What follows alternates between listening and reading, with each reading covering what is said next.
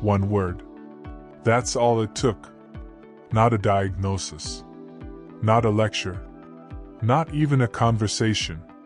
Just one word, repeated enough times by the right people, at the right age, and it rewired the architecture of your brain.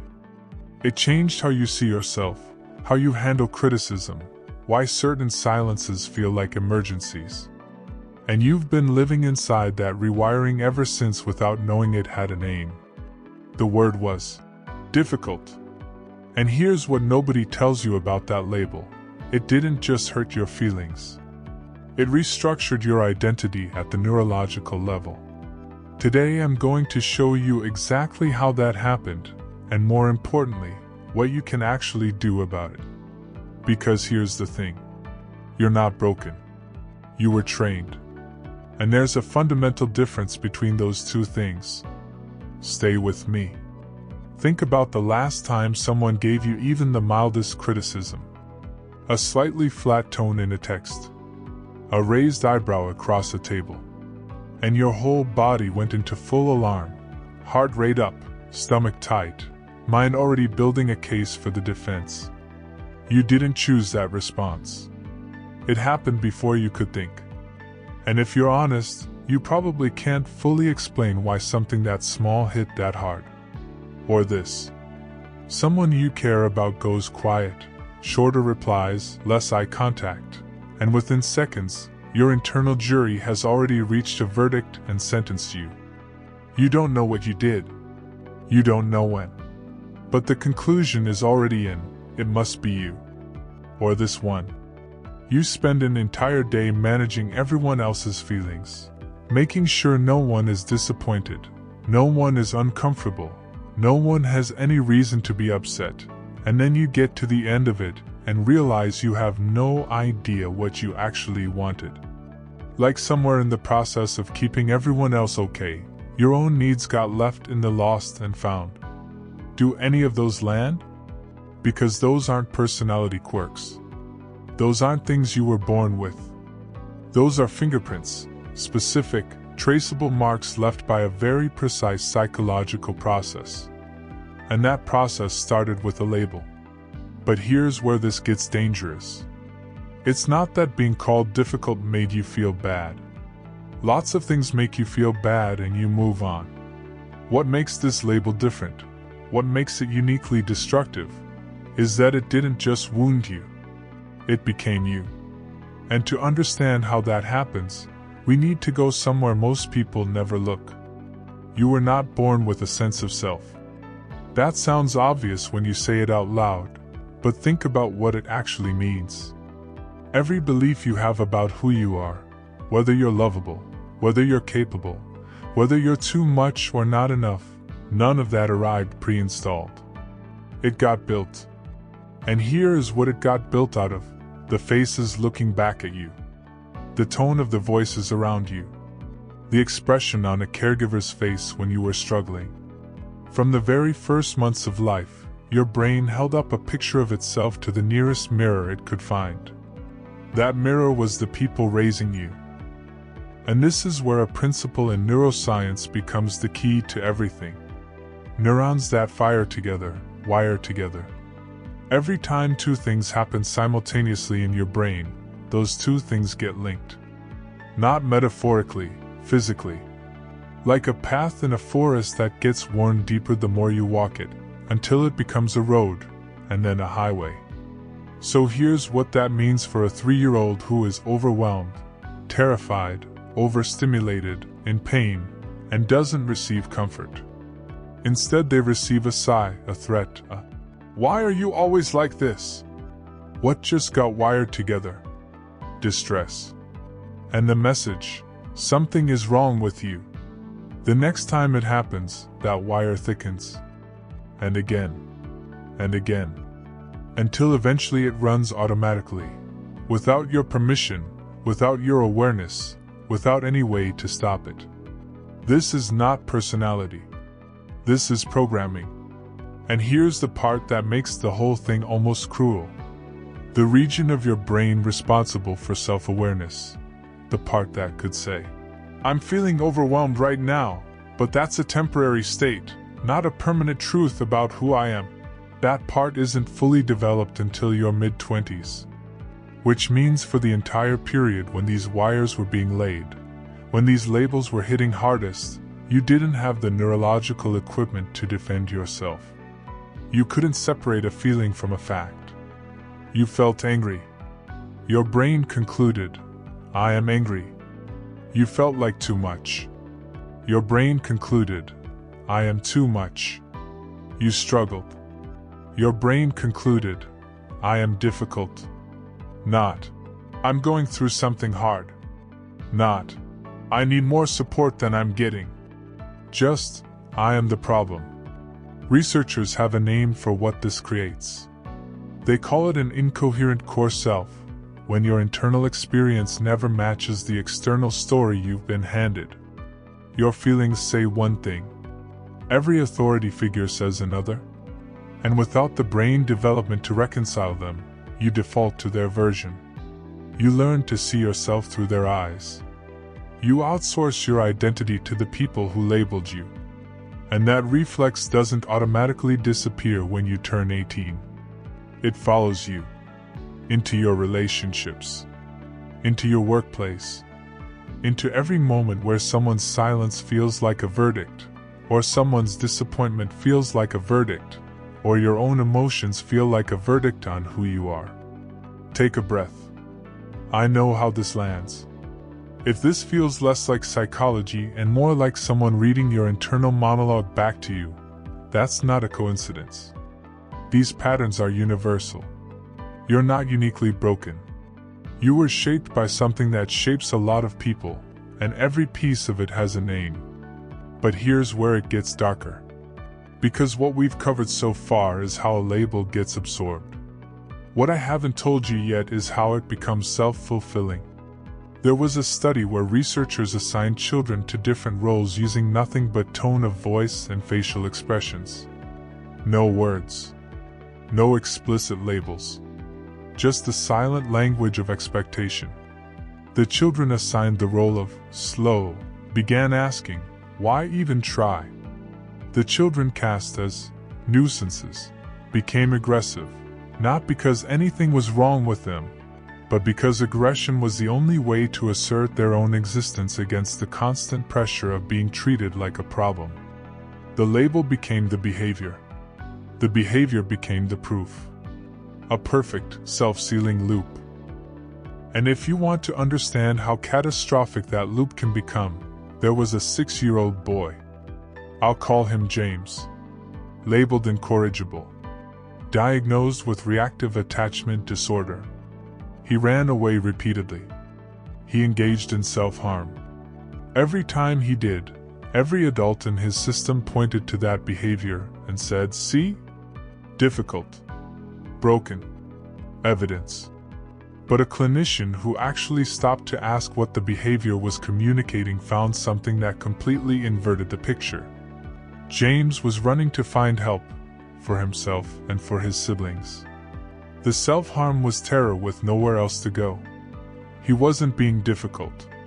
He was being courageous. He was doing the most ethical thing a 6-year-old could think of, with the only tools a 6-year-old has. The system had been so focused on stopping the behavior that it never once asked what the behavior was trying to say. And here's why. Because difficult is a word that closes a door. Once a child carries that label, every behavior gets interpreted through it. The label stops being a description. It becomes a verdict. And verdicts don't ask follow-up questions. Now here's where everything flips. What if the behaviors that got you labeled, the intensity, the defiance, the emotional explosions, the refusal, what if none of that was evidence of something broken? What if it was evidence of something working exactly right? Your brain's first and non-negotiable job is survival. A child in a chronically stressful, unpredictable, emotionally unsafe environment is a child whose nervous system is running at threat level red. Constantly.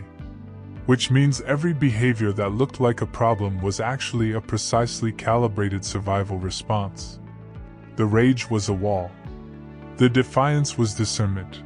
A body that had correctly learned the adults in the room couldn't always be trusted. The intensity was sensitivity, a finely tuned nervous system reading the environment fast enough to stay one step ahead of danger. Your brain wasn't malfunctioning. It was operating at the highest level it knew how.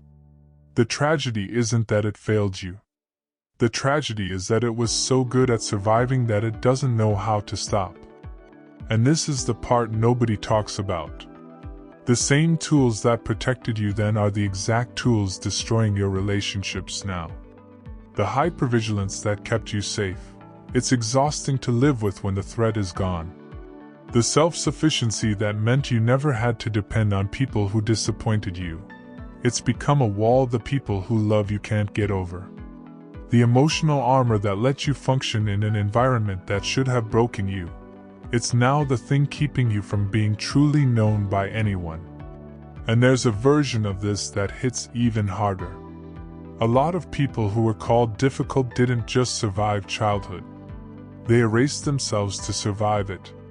They became the easy one. The one who never asks for anything. The one who makes themselves small and useful and palatable enough that no one could ever use that word again.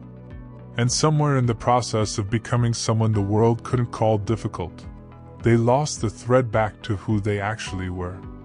So let me ask you directly. When did you last make a real decision about something that mattered, based purely on what you wanted? Not what would keep the peace. Not what would protect you from being seen as too much. Just, what do I actually want? If there's even a small hesitation before you can answer that, that is the wound I'm describing. Not the anger. Not the intensity. The disappearance. The slow erosion of a self that happened because being yourself cost too much. And underneath all of it, the hypervigilance, the armor, the performance of being easy, there's a feeling that's harder to name than sadness and heavier than shame. It's the loneliness of someone who has never been fully seen. The ache of someone whose most real, most alive moments were always met with the same message: that version of you is too much. That is the wound at the center of this. Now let's talk about how you move through it. Not fix it. Not erase it. Move through it, so it stops running your life from underneath.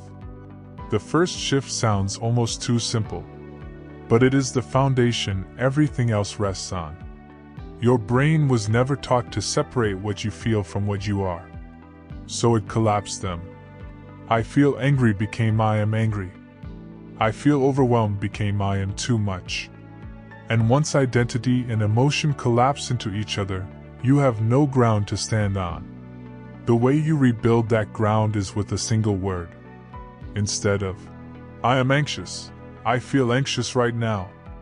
Instead of, I am a mess, I'm going through something hard right now. That switch from am to feel creates just enough distance for the part of your brain that observes to step back from the part that's inside the experience. And in that gap, that small space between experiencing and observing, that is where your agency lives. That is where you stop being swept away and start being the one who decides what happens next. The second shift is about learning to hear something researchers call shark music. You know the scene, someone swimming in a calm, clear, sunlit ocean. Completely safe. But on the soundtrack you hear it, low, building, unmistakable. And your whole body braces. Not because of what's in the water. Because of what's playing beneath the image. Your nervous system does this in real life. A tone of voice that sounds vaguely like the one that used to mean something was wrong. A moment of silence in a conversation that your body reads as the calm before impact. A person pulling back slightly, and your nervous system immediately translating that as abandonment. The music isn't about the present. It's a memory your body stored and never got the signal to release. The shift isn't silencing the music. It's naming it. This is shark music. My body thinks I'm in danger. Is that actually true right now? Most of the time, when you slow down enough to genuinely ask, the answer is no. The room is safe. The person is not your parent. The past is not happening again. But your nervous system needs to hear you say it. Third, most people who were called difficult became addicted to approval. Not because they're weak, because their nervous system learned that approval was survival currency. Unpredictable. Withdrawal. So the brain organized around chasing it, and now you measure yourself in terms of performance. Did I do well enough? Was I good enough? Did they approve? The problem is that a self built on other people's approval is a self that is never safe. Because it can always be taken back. The alternative is building something that can't be revoked. Not, I did a good job, but I notice I pushed through that even when it was hard. Not abstract pride, specific, witnessed evidence of who you actually are, based on what you've actually done. A stockpile of self-knowledge that no one has the authority to confiscate. Not your parents, not a critic, not the voice in your head that still sounds like someone who once called you difficult. The fourth shift is the most radical. One of the deepest scars this label leaves is a bone-deep belief that other people's disappointment is your emergency. That if someone is unhappy with you, something fundamental has gone wrong. That you have to choose between having a self and having connection. You don't. Two things can be true. You can be a good person and someone can be disappointed by your limits. You can love someone and also need space from them. You can have made a mistake and still be fundamentally, completely, unconditionally good inside. Because here is what no one told the child you were. Your worth was never contingent on your behavior. The label was wrong. Not slightly off, completely, foundationally wrong. You were not a difficult child. You were a child in a difficult situation, using the only tools available, in an environment that didn't have the language to see the difference. That's not a flaw. That's what it looks like to be human and small and doing your absolute best. Here's where I want to leave you. You learned that your feelings were evidence of a flaw before your brain was even finished being built. You were handed a verdict before you could understand what a trial was. And you have been living under that verdict, organizing your life around it, shrinking yourself to escape it, fighting to disprove it, ever since. But a lesson taught in error, by people who didn't have the full picture, before you had any way to defend yourself. That lesson is not the final word on who you are. Your brain is not fixed. It is a living system with a documented, lifelong capacity to build new roads. Every time you say, I feel, instead of, I am. Every time you name the shark music instead of becoming it. Every time you choose evidence over verdict, you are rewiring something that was wired without your consent. Neuroscientists call it neurological rebellion. I call it the most important work you will ever do. You were never the difficult child.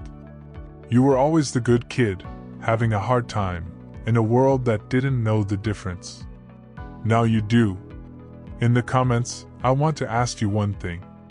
What is the single word someone used to describe you as a child that you are still, in some part of your life, trying to prove wrong? Just the word. Because when we name these things out loud, in a space like this, they lose a little of their grip. And maybe someone reading yours finds exactly what they needed to hear today. If this felt like recognition more than information, subscribe to the mind. This is what we do here. Every week, we go underneath the behavior to find what's actually driving it. The next video goes somewhere you haven't been yet.